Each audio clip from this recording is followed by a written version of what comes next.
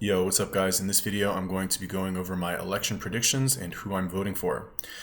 So, the way that I see it, this election comes down to two, or I guess one major consideration, and that is who do you want to be in charge? Obviously, sounds pretty obvious, right?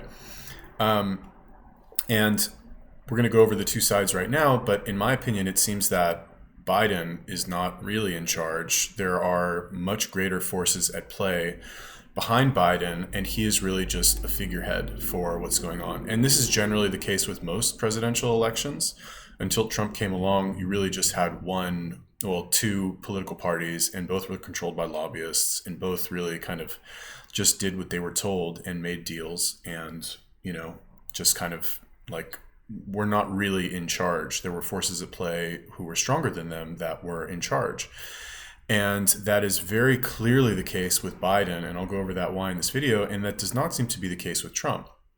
And the one way to kind of determine that is that when Trump was running in 2016, he promised he was going to do all this stuff, and then he kind of systematically started to do them one by one over the next 4 years.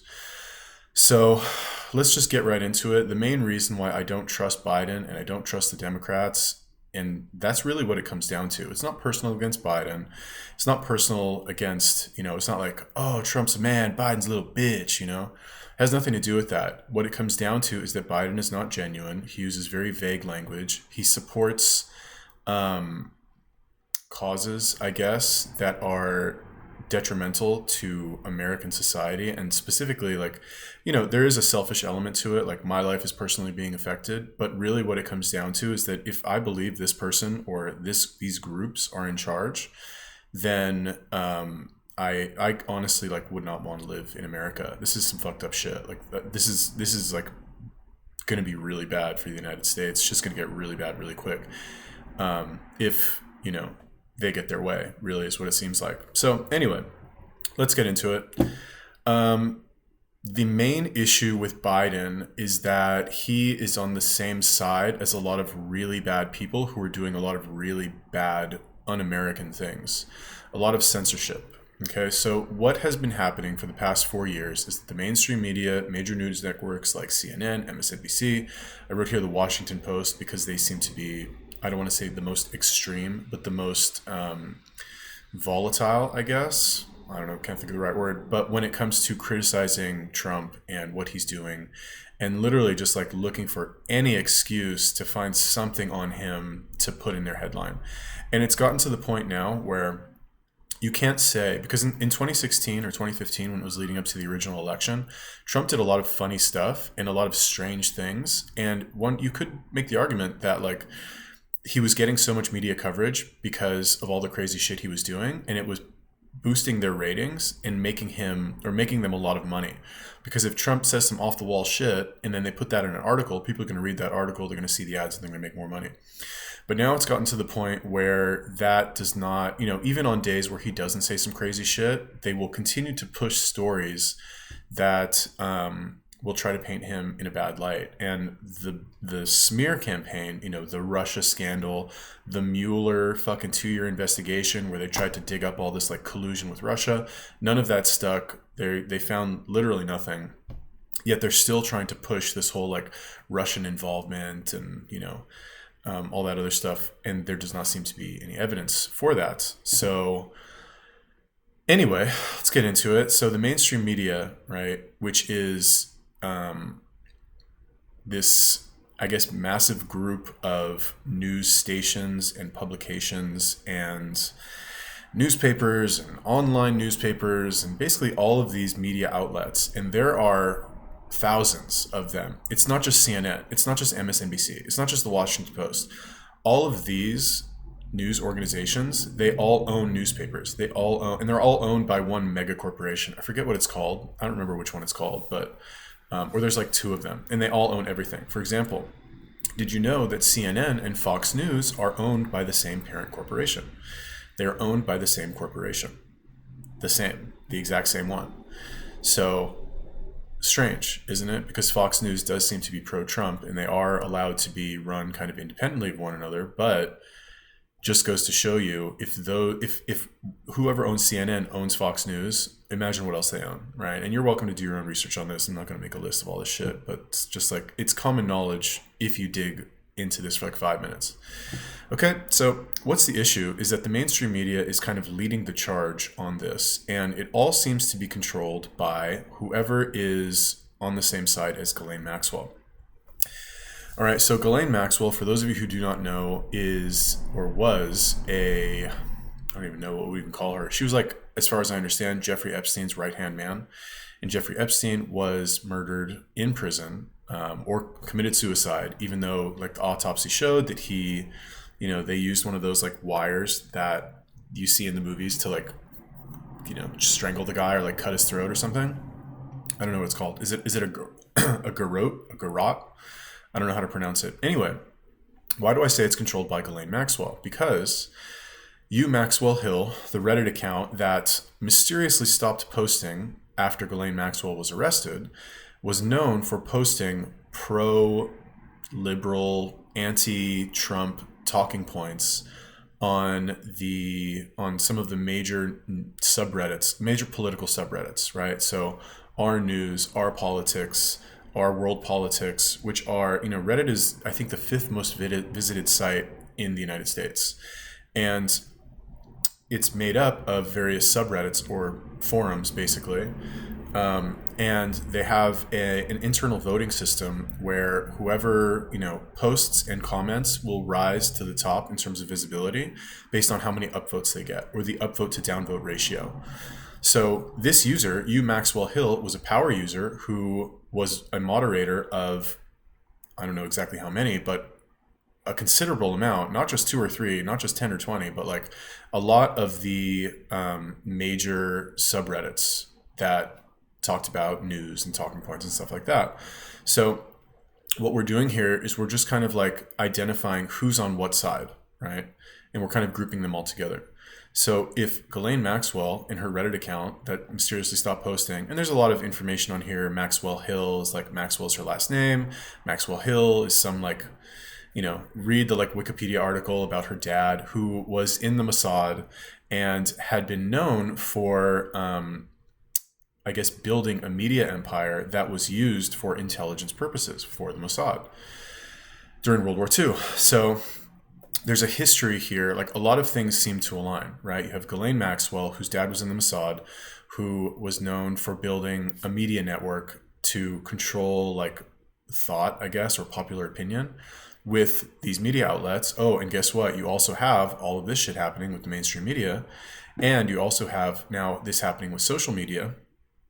So, a lot of the same stuff is happening. All right. So if this is controlled by Maxwell Hill, right, if it's happening on Reddit's major political and news subreddits, then it's likely, like, let's look to see where else it's happening, right? And it just so happens that it's also happening with big tech, right? What did we see recently? We saw YouTube removed London Reels or London Real or whatever it's called, their video stating that I forget what it was, but it was something about the coronavirus back, 2 months after it, after the lockdown started.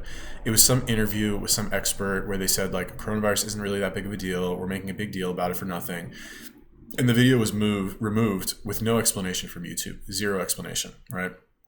Another thing we see, more issues of compliance with big tech and this whole coronavirus fucking fake bullshit, is that what I noticed initially when I saw, when I would search on Google right after this, COVID thing started to gain some traction, is that there would be all these like notifications and pop-ups from Google about COVID, about where you can get tested and like all of this thing, all of this stuff, basically like helping people with COVID. And I was like, it's not even, I'm thinking to myself, like, this isn't that big of a deal. Why is Google getting involved? Why are they making it a bigger deal than it really is? And interestingly enough, you see the same thing on Instagram. You see the same, or you would see the same thing on Facebook. Now you don't see that stuff anymore. What do you see now? Oh, it's election day. Go vote, right? You see the same thing from Google. You see the same thing from Facebook. I don't use Twitter because I think it's a fucking waste of time completely. And it's just, I hate Twitter. It's stupid. But you do see a lot of censorship from Twitter as well with the, what was it? And it's only conservative talking points that are getting censored, right? So most recently, we had the Hunter Biden article from the Post that was removed, and accounts that were sharing that link were also getting removed. The New York Post official Twitter account was disabled. The White House press secretary Twitter account was disabled after posting a link to that article. So, why did that happen? I guess you could make the argument that, like, I think what they said is that it was posting personal information, like it was doxing, but that's a stretch. I read that article. It wasn't even a long article, and there was no personal information posted, as far as I know. From what I saw, there was no, like, Hunter Biden lives at this address, and here's his phone number, and whatever. Okay, so we have basically what's happening here is that a lot of things are lining up. You have Ghislaine Maxwell, who is very active on Reddit, posting liberal talking points. You have the same points being repeated in the mainstream media. You have Twitter's most vocal talking heads fucking making all these retarded posts about the same shit. You have big tech also doing something similar. And then you have, I guess, let's say, other intelligence agencies who are also doing the same thing. So what I always thought was interesting and very strange to me, because as somebody who has, I'm Jewish, right? And I'm a dual citizen, American and Israeli, and I served in the Israeli military. And this shit that you see right here, these are not the views that are held by, number one, definitely not by most Israelis in the military. And really not most Israelis in general, really. They don't like these fucking liberal talking points. I think most Israelis that I know are conservative. And, like, I don't want to say violently conservative, but, like, they don't fuck around with this shit. They believe that what you get in life is what you've earned for yourself. And they're kind of just like, they align very closely with, like, American ex-military, I guess, is the closest, like, alignment that you could see. There's a lot of similarities there from what I've seen, right? And most American ex-military are not liberal; they're conservative. So that's why I always thought it was strange. I was like, what? Like, because it stands to reason, right? This lady's dad was in the Mossad, and you do have, at least in Israel, you have a lot of legacy.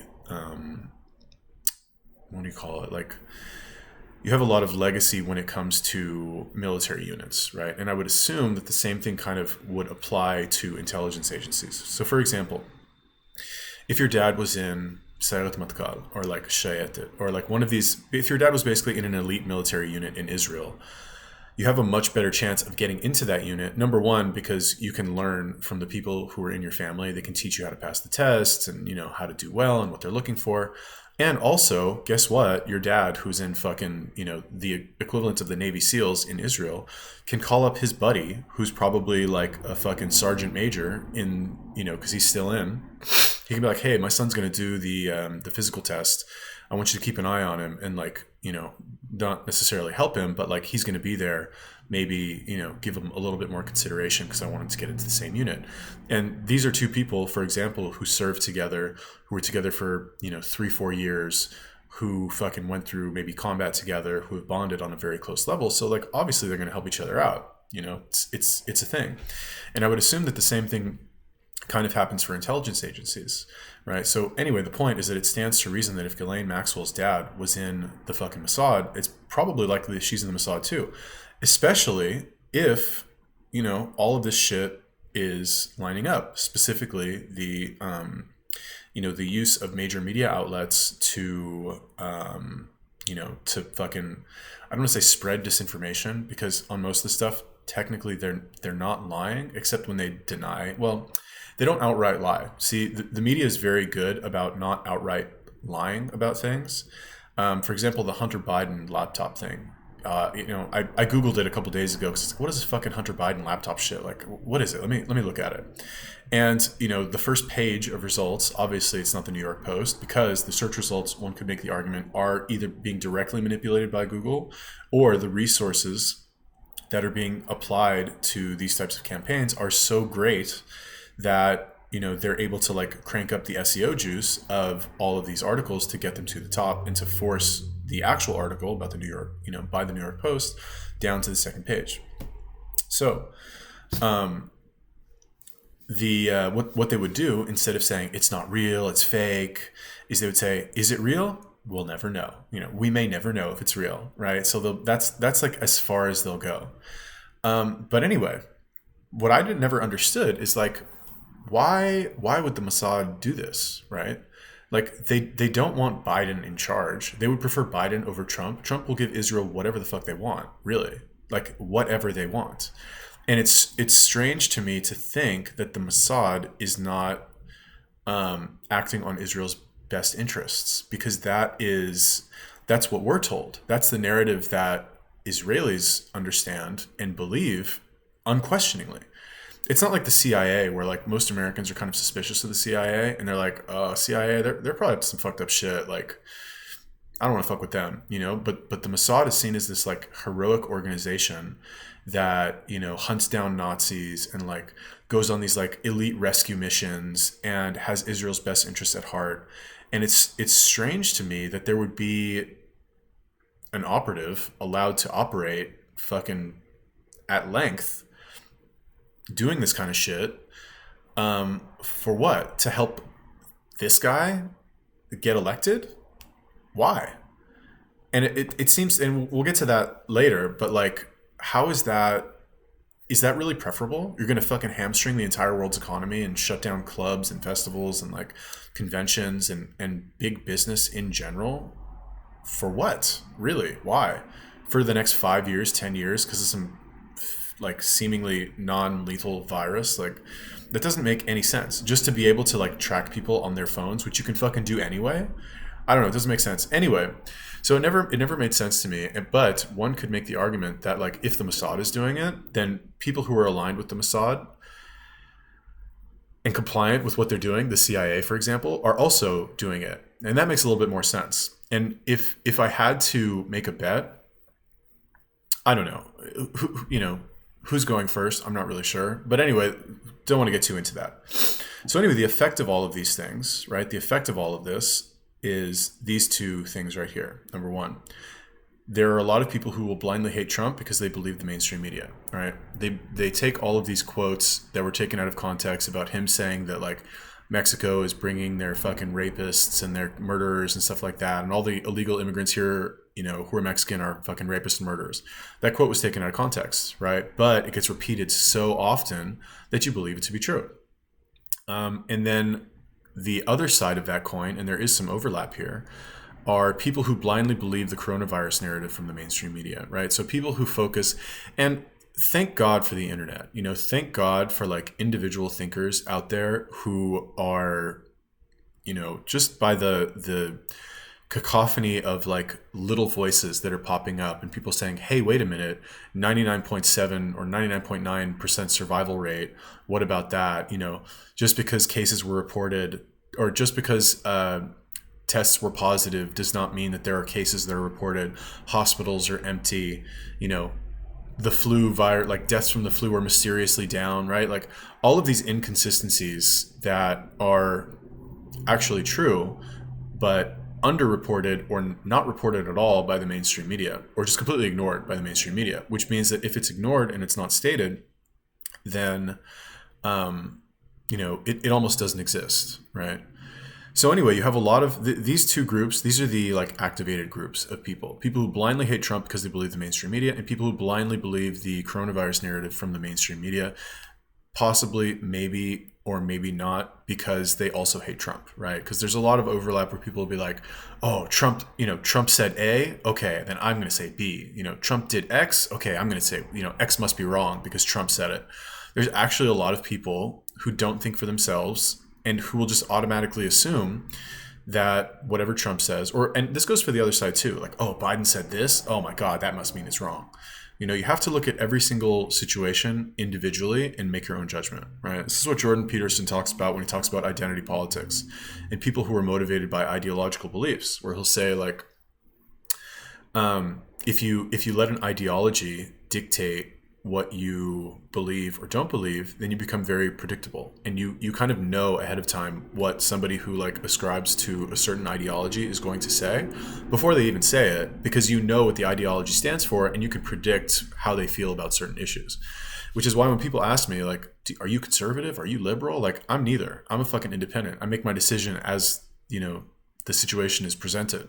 I don't fucking decide ahead of time. That's retarded. That's fucking stupid. Anyway, here's the point, right? Biden is a figurehead for everything that is going on behind the scenes here. Why? And why do I say that? Because he is complicit with their overall message, which is basically Trump, orange man bad, and COVID bad, right? And I follow Barack Obama on Instagram because back when I started my Instagram account, was this before Trump got elected? I think it was. Maybe it was after. Anyway, whatever. I followed Obama. I never had a problem with Obama. Most of the time that Obama was president, I didn't live in the United States. And I would kind of watch from afar, you know, from wherever I was, and I'd be like, oh, this Obama guy, he seems pretty cool. Like, he's charismatic. He's likable, I guess. He makes some funny jokes. Seems to have a good sense of humor.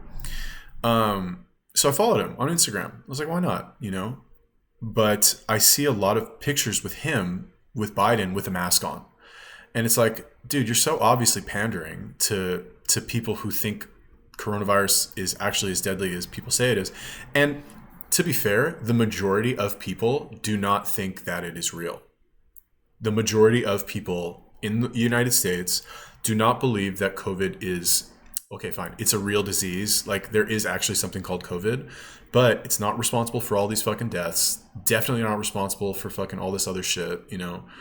What are we at, 200,000 deaths now? Like, it's not solely responsible for that. Those people would have died from any sort of infection or flu or, you know, whatever the other strain of coronavirus is. You know, there's 19 strains. They would have died from something else because they were elderly or they were in poor health or both, or they had comorbidities as well. So nobody actually believes that. Like, I'm in Las Vegas right now. It's fucking packed here. Packed. There are tons of people here, tons of tourists here. You walk down the strip and it's fucking shoulder to shoulder. There's no social distancing. It's only enforced in the casinos and like in restaurants, in basically places of business that will get shut down by the government if they don't follow the rules. That's the only places that it's actually enforced. Nobody gives a fuck on the street. Nobody gives a fuck in the mall. It's like very loosely enforced where I work. And you talk to most, like, in my job, what do I do in my job is I sit people in a chair and I'm touching them. I actually touch them, right? There is no, I don't touch them with fucking gloves on. You know, I pull my mask down, like, so my mouth is, you know, exposed, and I'm talking. And sometimes they just fucking take their mask off. Liberal, Democrat, fucking Republican, black, white, Mexican, fucking Chinese. Nobody cares. Nobody cares. Nobody believes this shit. Nobody believes it's real. How long has this shit been going? It's November now. We started lockdown 7 months ago. 7 months ago. You really think that because, like, you put this fucking thin piece of cloth on your face, you really think because you did this, you did this with something even thinner than this? It's a fucking thick little cloth right here. You really think because you did this, you're going to stop the spread of the most fucking deadly virus in the past 100 years? Give me a fucking break, dude. Absolutely not. Absolutely not. Do you see what they wear for fucking Ebola? They wear the whole fucking suit because that shit is deadly. And if this shit was really deadly, you know, nobody would fucking leave their house because they wouldn't want to catch the disease. But it's not really deadly. Everybody knows it's not really deadly, but we all just kind of comply with it anyway because the, like, authority figure above us is saying, like, oh, you better do it or you get in trouble, you know, or you can't shop at this store, right? And we all want to fucking buy our groceries. So, like, okay, you're going to wear the fucking mask because you want to do that. But the problem is that, like, that's how it starts. Is the first they say, oh, you got to wear the mask, and then, oh, you got to put this app on your phone, and then, oh, you got to fucking, you know, buy this vaccine. I forgot to put Bill Gates in here. Bill Gates, what a fucking cocksucker. I still use Windows though. What can you do? It's better than, I don't know. I don't like Apple. Also, fuck Apple. Jesus Christ, I forgot to put Apple on here too. Apple, they're a bunch of fucking scumbags also. Anyway, here's the point: is that all of the people who are in charge here are pushing this, what I believe to be exaggerated or misjudged narrative, right? Which is causing all of these effects, right? It's, you know, the economy is deteriorating, small businesses are closing, people are losing money, the government is being more and more relied upon, not really, but like kind of, to hand out money. They're promising to hand out more money. People are getting more agitated. All these like Black Lives Matter people, they're like, because and to be fair, they're not hurting as badly as you think. Because a lot of, well, I don't want to say a lot of them, but like I talked to, little tangent here. Oh, it's gonna be a long ass video, but a lot of the people who are in Vegas right now are people who don't have who normally wouldn't come to Vegas because it's normally in regular times is more expensive. So you have a lot of people who have less money, lower socioeconomic status, and a lot of like local people who drove here from California. But you have a lot of like, I'll just say it, fine. I've talked to a lot of people who are more familiar with the, let's call it, welfare system, and they know how to game the system to get thousands of dollars, if not tens of thousands of dollars, by manipulating social security numbers of people that they know and navigating the like bureaucracy of the welfare system to get a lot of money deposited into their little fucking welfare card or whatever it is, the unemployment card, right? The federal unemployment card or the state unemployment card. So that happens a lot. But anyway, what's the effect? Economic shutdown, a perceived need to restructure the economy, individual tracking, and a cashless society, right? That is, if you want to know why somebody is doing something, you look at the effect, right? Why are all of these people, all of these organizations creating such a noisy, fucking disaster about Trump, about the coronavirus? I don't know. I really don't. Like, it's beyond my comprehension, really, to tell you the truth. I know that it's happening. It's hard for me to understand what the effect could be. I've heard this to be explained, but this doesn't even make sense to me, really. And I'll tell you why. Economic shutdown, to what end? What? Like, conventions are going to go away. We're never going to have conventions again. People aren't going to stay in hotels anymore. People aren't going to travel internationally. That's just going to not be a thing anymore. What? That's insane. Like, no more festivals, no more concerts, no more like going out to a bar or club, no more talking to strangers. That's just like going to disappear. These people want this to disappear. That's insane to me to think that. The individual tracking, they can fucking do that shit anyway. You have a cell phone, they can track you. The fucking CIA or the government goes to AT&T, gives them a gag order, says, we want to track these people. You're going to let us do it. And you're not going to tell anybody about it. And they track you. So I don't understand. Like, same thing. They want to fucking see your Google search history. They present a gag order to Google and they do that. They want to go into your Facebook account, read your messages. They fucking go to Facebook. They have the power to do that. They can do whatever the fuck they want. So what is the, like, why do they need to do it? They need to shut down the world to do this? It doesn't make sense to me. That's what I don't understand. And a cashless society, I guess that makes more sense, because if there's no cash, you have no purchasing power other than electronically, electronic means of purchase. I guess you could say like, oh, well, you can use Bitcoin, which they don't have control over either. And that's not going away anytime soon. And that will probably go up in value if, if cash goes away. I wouldn't be surprised. But still, like, you're going to do all of this shit for this? It doesn't make sense to me. Which means that there must be something else. Like, what else could there be? Is it just to get Trump out of office? But there's easier ways to do that.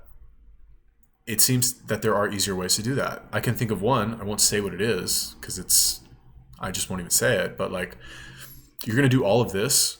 I don't know, whatever. Anyway, so that's one side. That's one option. Like, do you want to fucking be a part of that option? Does anybody want to be a part of that at all? Really? Like, once you see the situation for what it is, once you abandon any sort of ideological beliefs and you look at the facts and what is actually happening, not the facts that are reported on the mainstream media, that's not what I'm talking about. Once you dig a little bit deeper and you connect the dots and you see what's going on, does anybody want to be a part of that? Who would want to be a part of that, really? Except for the people who are in charge here. And because they control the media, are very good at manipulating public opinion and also making it seem like a lot more people are on board with this than there really are. Because the people that I talk to are not on board with this at all. And it's possible that I guess people who traveled to Las Vegas in the past fucking 4 months are just less on board with fucking bullshit like this. But I don't think so, because I talk to all kinds of people. Again, like I said, black, white, Democrat, Republican, fucking liberal, conservative, across the board, all kinds. Nobody fucking believes this shit is really like actually as bad as the media says it is. Anyway, let's look at the other side. What's the other option? And then I wrote here initially, I wrote this first. I was going to leave everything else blank and just write this and say, like, does it really matter what the other side is when this is your alternative? Like, I would vote for a fucking cat before I vote for this side. Like, I would never vote for this in a million years. If these people, and what's crazy to me is like, is this what's been happening this whole time? These are the people who were in charge when Obama was president also? Really? That's crazy.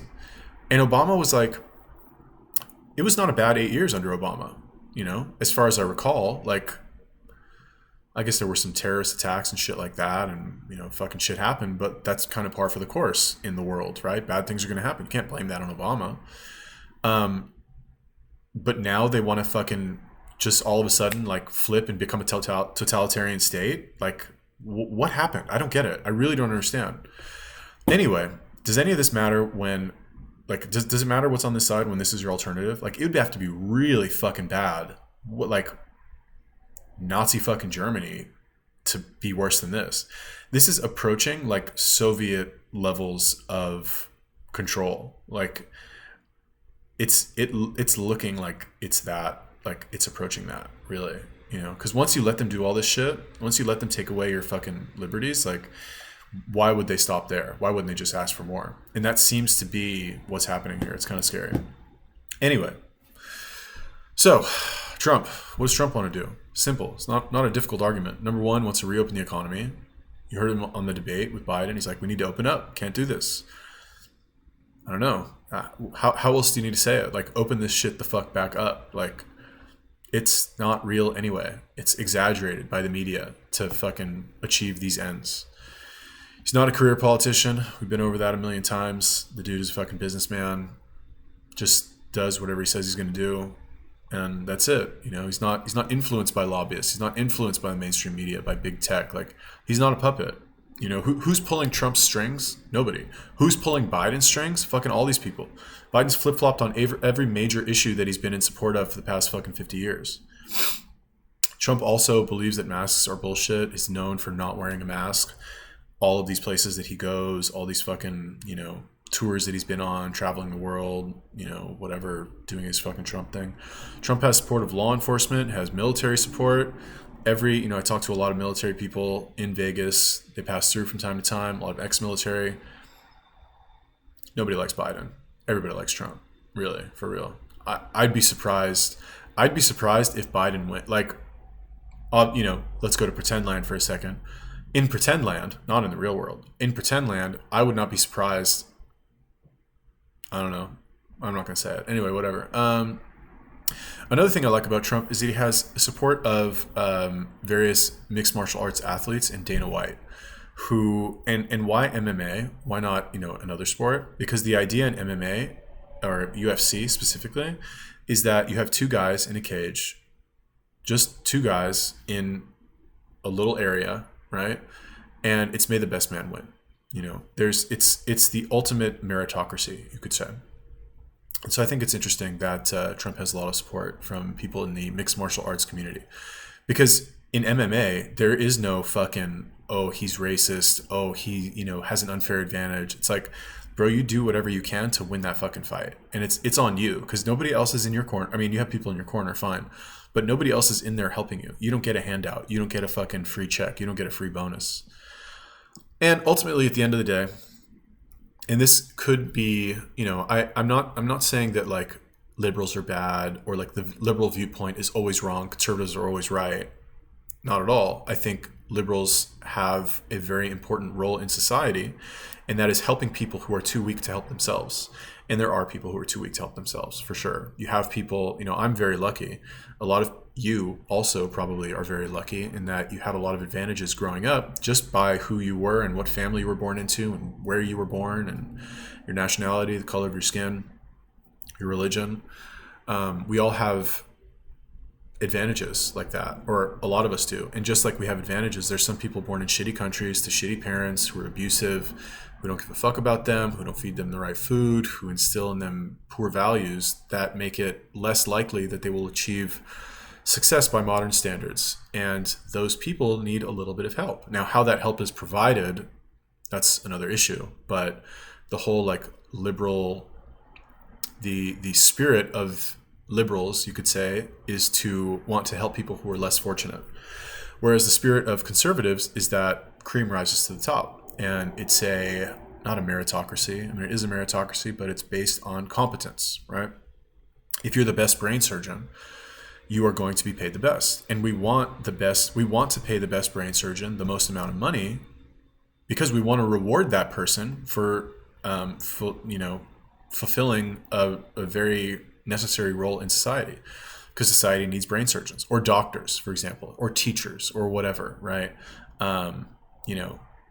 Whatever, any kind of role in society, you want to reward that person financially for doing a good job so that they continue to do it and continue to improve society.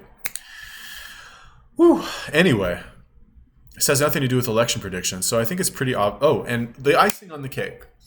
I'm not going to vote. I'm not voting. No, I don't vote.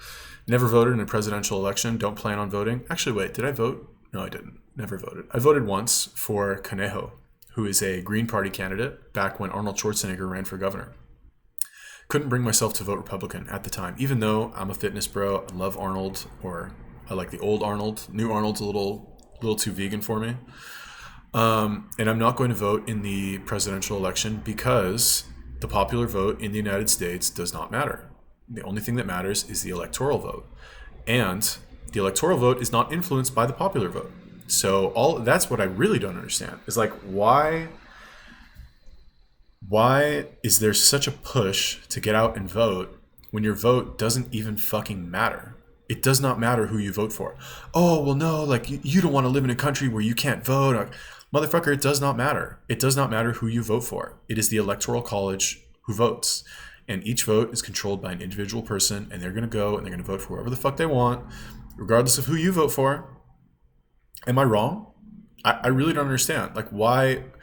And case in point, like, Hillary won the popular vote, Trump won the electoral vote, and Trump won. Who else was it? Was it George Bush and Al Gore? George Bush won the electoral vote, lost the popular vote. So anyway, I'm not going to vote. And that's it. Those are my election predictions. Oh, and the prediction, who's going to win? I think Trump is going to win, and he's going to win fucking big. He is going to win huge because this side is too scary. Nobody wants these people to have any more control than they already have. And they've kind of shown their true colors. And people who are in politics, if you're intelligent enough to be a politician, then you're intelligent enough to see what's actually going on here. You are. If you're in that world, then you know what's happening. And yes, there is probably some element of like, if you can't beat them, join them. But I think that the lengths to which this side has made clear what they're actually doing shows their desperation. And not only has it shown their desperation, but it has clearly identified who they are specifically down to the person. And that was not so clear before. And because it was not so clear, it was harder, let's say, to take any sort of action against them. But now that it's very clear who they are, I would not be surprised if this structure or network, let's call it, is slowly dismantled over the next 4 years. I would think, because this is not a good thing for the world. This cannot get any worse than it actually is right now. It really can't. It'll be bad news. Bad news for the United States, and by extension, bad news for the world. Because what's good for the U.S. is good for the world, And if this is very un-American, right here, very un-American, because it by its nature it limits the amount of individual freedom that people have, and that is what. Regardless of what you believe, that is what America was built on, was the individual, the freedoms of the individual to live how they want to live. And this is something that directly threatens those liberties, let's call them. So I expect Trump to fucking crush and crush super hard, like landslide. Like nobody wants this. Trump is gonna kill it. And yeah, that's basically it. So anyway, those are my predictions. Let me know what you think. Kind of a long video, but yeah, you have any suggestions for other videos I should do? Let me know. Leave me a comment. Peace.